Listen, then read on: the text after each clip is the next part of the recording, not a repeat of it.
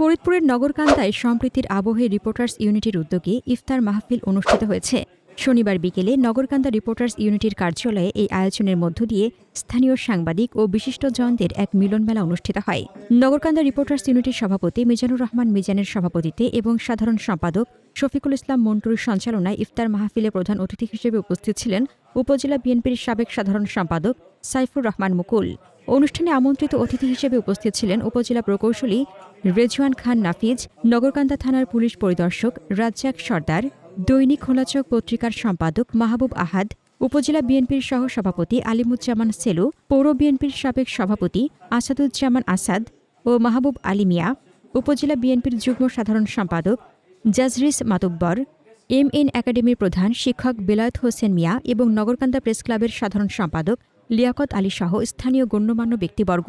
বক্তারা বলেন, পবিত্র রমজান মাস আত্মশুদ্ধি, সংযম ও পারস্পরিক সম্প্রীতির মাস। সাংবাদিকদের এমন উদ্যোগ সমাজ ও পেশার মানুষদের মধ্যে সৌহার্দ্য ও ভ্রাতৃত্ববোধ আরও সুদৃঢ় করবে, যা আগামীর পথচলায় পেশাগত ঐক্য ও সেবার মানসিকতাকে আরও বেগবান করবে।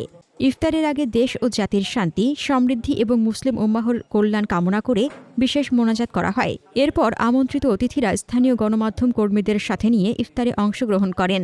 অনুষ্ঠানে এলাকার বিভিন্ন প্রিন্ট ও ইলেকট্রনিক মিডিয়ার সাংবাদিকেরা উপস্থিত ছিলেন।